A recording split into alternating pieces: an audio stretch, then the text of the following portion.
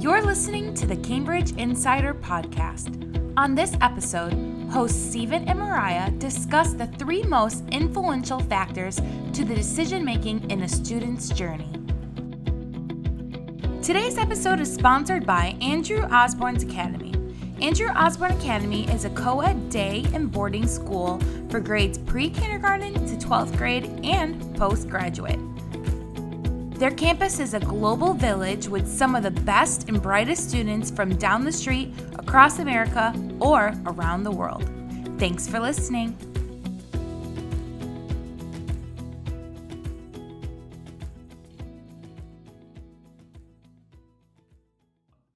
Cambridge Insider Podcast time. Hello, everybody, and welcome to another episode of the Cambridge Insider Podcast. As always, my colleague and the brains behind the Cambridge Insider Podcast, Mariah Thompson. How are you? I am doing well. How about yourself, Stephen?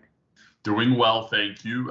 As we record today, I am just a couple days away from a trip to some of our markets. We'll be traveling with some of our Cambridge Enhanced Marketing partners to Vietnam and Korea. We also have a separate trip at the same time going to China.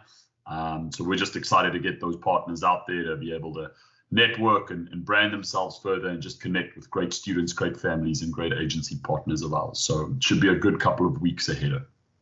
Love it. Excited Absolutely. for you guys all to experience it and to make some deep connections with families and students out there. Absolutely. If you are a school and you're interested in getting, abroad, being able to connect and network and be on one of these recruitment trips, feel free to reach out and we can absolutely give you details and chat you through the process and what are the do's and don'ts. I also do want to say, I think, post trip, we'll certainly do a little debrief on how it was on the podcast, giving some of our schools some more insight to what we learned, and what the market looks like for the next couple of months as we head into, again, it feels like yesterday that we went on summer vacation, but we're into recruitment. Students are slap bang in the middle of a school year already, so we're excited for everything that's happened. Mariah, and I did call her the brains of the operation here at the Cambridge Insider Podcast, and it's rightfully so. She continues to just find hugely impactful research and information on what's happening in international education as a whole. And we've had some great discussions the past couple of episodes, but specifically for this episode, Mariah, you brought just an awesome article and a research article to my attention. I'm going to give it over to you to sort of just maybe take our listeners through some of what we learned on that article. We'll certainly post it on our show notes as well so that they have access to it. But if you might just want to take us through a little bit of what you read. Yeah, so this is an article that was released this year, September in 2023. So it's all pretty new information and recommendations given from the Institute of International Education, the IIE. So pretty solid research company and organization that I would say is like pretty high up there in the end all be all of international education. They partner with Open Doors, which is where we get our like crucial numbers when it comes to international education. Usually what they say is how it's going and where we should be following, and how we look at numbers as well too. So definitely a credible research institution for us. But they put this article out, and it says Institute provides insight on international student decision making. So basically a summary of what the student's journey is from application to their final decision. Now, reading through it, it definitely gives a narrative for colleges, which is great because we also have our Global College Connect packages. But I think that this is good for high schools to follow through as well, because I think it's very similar patterns that we see when it comes to the K through 12 journey.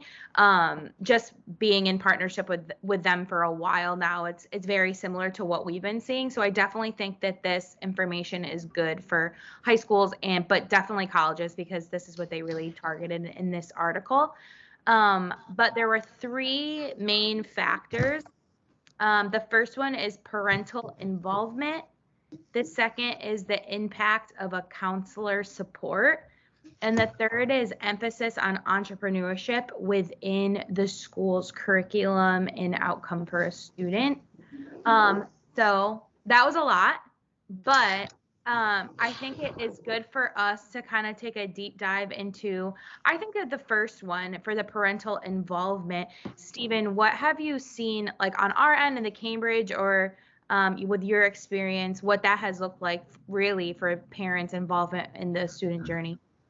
Yeah, it's a great point, and I think it re-emphasizes a lot of what we've been seeing for many years at Cambridge. I do just want to, before I say that, I think this is so important. The last week, it feels to me, I've had upwards of 20 conversations with schools that had maybe not converted as well as they wanted to. So we've seen a lot of applicants come through the door, and that's great because it shows that the marketing is really hitting the mark, and with branding, and we're exposing more and more people to the school and the school program. But how do we convert them into enrollments, which is the ultimate goal, so that we can provide great experiences for these students, and on a financial side for our school programs, that they can benefit from that. So I think this article is really pertinent to that. In terms of parental involvement, from Cambridge's side, we've for so many years said that, and this is true not just of the market as a whole, but also often of the culture in Southeast Asia and in China, is that it's a multi-generational family decision for a student to come abroad.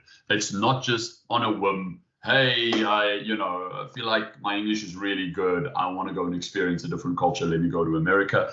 Oftentimes, this is a decision that's made with parents in mind, with grandparents in mind. They work together, they save together financially, they make these decisions together of where to go. So, the fact that it ranks as one of the three important factors on where a student ultimately ends up enrolling, I think makes complete sense. Mm-hmm. And for me, that comes down to information. I think parents and the journey that we see our parents go through when choosing a school is access to information. What differentiates one program from the next? The reality is that there's been a boom in the access of information across the world, but specifically in Southeast Asia. And we'll talk about Southeast Asia because those are the markets that are really pertinent to this discussion, and students coming to the US at the F1 high school level, but even at the college level. Mm-hmm.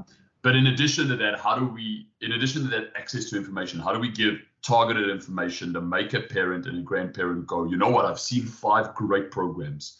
All of them offer incredible value. Why do I choose one over the next? And for us, again, that's access to information. And in this time and in this context that we're living now, that to me means digital, right? Being able to access a targeted audience through our digital efforts. Being able to say, hey, I know you've seen 5 other programs. I'm going to give you that extra angle. I'm going to have you, talking about point number 2 about the counselors, I'm going to have you see a 5-minute video from one of our school counselors that tells you why doing college counseling at school A is so much better than doing college counseling at school B. So again, if you take one thing from this little segment, is that access to information. And how do you have that access to information? How do you get the leg up on the competition? Most certainly through having digital channels available to you, being able to put your best foot forward, show people what your program is all about through those digital channels. Yeah, I like that you kind of brought in the parent and the counselor together at the same point, because what I've seen is a lot of the parents, at least in the high school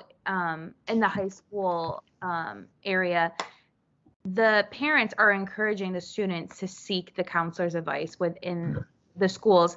And within Cambridge, we have a ton of high school partners that we have, and each of those schools, and you can correct me if I'm wrong, Stephen, but I'm pretty sure that almost every school has a designated person within their school that's a counselor that focuses on college counseling that helps the student. And then on top of that, within Cambridge, we have one-on-one advising for students through our Cambridge Care. So they have double whammy counseling when it comes to colleges. And so within GCC and Global College Tech for us, you have direct access into those students that as well. It's they have triple layer of college counseling support, which is great. And that's what this article is saying, is that you need to have that. But you also need them to connect to the parents. And I think that's great. Our high schools do a good job of making sure that the natural parents are involved in it as well. Mm-hmm. And I do just want to give one example there. I think a great way to maybe just simplify it a little bit is, there's so much great information out there about what program you offer, how your academic programs are run, and what you offer, who your school counselors are. There's a ton of great information out there. The reality is that people sitting abroad will see a very catalog version of that information. Every school will have a section on their counselor, or a section on their academics. Every website, like a niche as an example, will have a great section on academics, but every school's section on academics is limited to some particulars, and it's very similar in terms of what they can say, what they do say, and what they offer. Thinking digitally is a way for you to expand on that, is a way for you to make, as an example, your college counselor more personable, because that's going to be the difference. When they can speak face-to-face or connect face-to-face with a testimonial, with somebody speaking to them in a different format to what they see on all these other great websites, that's often going to be the difference. And help parents connect, help them make that connection of, here's somebody who's going to help my students succeed, reach their goals, so on and so forth. Yeah. The last one is the emphasis on entrepreneurship. And I think at first that I feel like people might think that it's like, oh, we just want to offer them business courses. But like I was thinking about it, and I feel like it's actually more broader than that. Can you describe like what the parent's goal is for their student when they come to America for education? Like what is their goal? Do they want them to live a happy life? Like what is their actual goal? But I think there are certain quote unquote stereotypes, and some of those, are run more true than others. I do think that specifically coming from that Chinese population of students that we draw a lot from, and some of those Southeast Asian, populations that we draw a lot from, is there are students who are particularly seeking that Western type of education. What differentiates education in America and in the West, perhaps from, their home countries. And often that is, defined by entrepreneurship, the opportunity to be able to, quote unquote, build whatever you want. If you can dream it, you can do it, right? The American dream, that mantra of, of success and succeeding. So I think you're right. I think entrepreneurship it's easy to say, yes, we offer a business course and therefore we tick that box. But I think it goes further than that in terms of, again, everybody offers a business course. What makes your business course a little bit different? If students want to expand and build a business in the fashion industry, how are they able to do that? How do you give them the tools to be able to do a deep dive into that versus how do you do, a deep dive into building devices that, cook food? I'm just trying to think, creatively. Yeah. So I think it's super important to be able to offer a wide variety of different opportunities for students within that business, within that entrepreneurship, realm, because that, again, is often what we as American institutions sell to many people abroad, whether we want to or not. I think the second part of this that's really important is, how are we as school officials that are interviewing potential applicants, how are we bringing this to their attention? Yes, we've spoken about digital, and it's super important, and we're going to put all the great content out there and tell them about your business courses. But when you get to connect one-on-one with an applicant on an interview, and you've maybe read something in their profile that said, hey, they are super, excited in fashion design, as an example, to use that previous example, how do you bring that into the conversation? Do you perhaps get somebody from your IT design team who's worked in the IT department on building, models for fashion design to come and say a couple words during the interview? Do you connect with them on WeChat to share some further information? These are some creative ways which, again, you need to be thinking about if you want to convert applicants into enrollments, because that student is going to have heard about 8 different entrepreneur programs or business programs at 8 different schools, all of them good. But what do we do to differentiate? So think creatively, not just about digital, think creatively about your interview. Think creatively that you have 10 to 15 minutes with the student. How do you sell your program? What makes it unique? And how do you, as an admissions official, get that across to a student? Totally. And you touched on competition, which brings me to probably the last bullet I wanted to go over within this article. So they're talking about all these ways, get the student in the buyer's journey, but they definitely throw in at the end. And I've been seeing it a lot in the research, and I think it's just a noted thing that they just want us to know, and to be prepared on is that, yes, the United States is still number one in international education, but countries like Canada, Australia, and the UK are definitely copying the model in which the US government has been instilling international education and policy. Therefore, they're coming up on the rise in competition. So with just like that blank statement, Stephen, what does that mean? When you hear that, what do you think, and what does that mean to you? That's our current reality, right? When I speak to schools today, the two main talking points are, how have we, moved this journey from 2016, the height of the market, thousands of kids coming here looking for that opportunity, going through COVID and everything, all the challenges that they brought to where we are today, which is a lot of the COVID issues that have fallen by the wayside. We've managed to constructively get over them as an industry, but we're left with a very competitive market. And it's not just competition from around you in a 50-mile radius. It's competition from the West Coast, the East Coast, the middle of America. It's also competition from Canada, from Australia, from the UK, from New Zealand, all who offer exciting, cutting-edge programs at less of a cost than what we do in the US. Yeah. So how do we overcome that? Yes, policy and what happens on a broader political level often has an impact, and the industry has been very resilient to that, which is good, and I believe will continue to be resilient to that regardless of what happens politically. But how do we stand out? How do we continue to put our hand up as the leader of F1 high school and college level education? It's about being creative. It's about what can we offer these students that nobody else can offer them? What are the narratives that we can put out there that people go, you can only get that in the US? That's incredible. So what are we putting out there, the type of content? And then also, how are we reaching our audience? This is no longer a market where you can sit passively back with a website that is likely restricted in many parts of the world and say, I hope the students come to me. That was 2016 and it was a beautiful time for us all. You've got to think creatively about great content, but taking that great content and getting it to your target audience, getting it on these devices so that students, families, grandparents can see the incredible value that you can offer and how you can help their students succeed in whatever goal they have in mind. So really, I do want schools to take that to heart because, we offer wonderful programs. We speak to so many great people that are incredible educators and build incredible programs.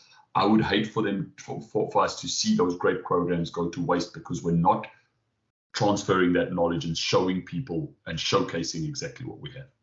Yeah.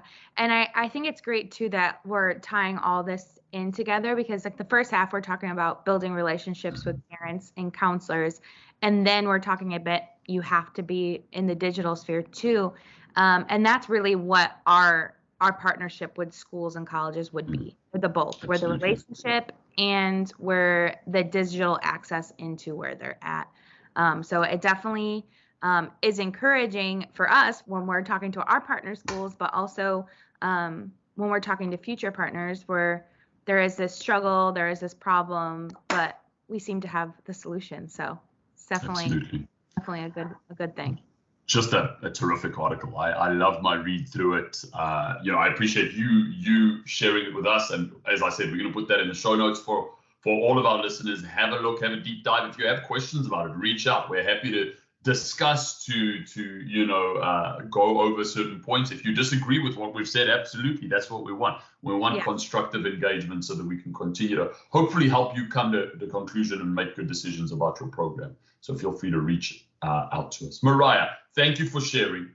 Any final thoughts, comments, ideas before we say goodbye today? No, I don't. I think we got it all out. Got it all out this time.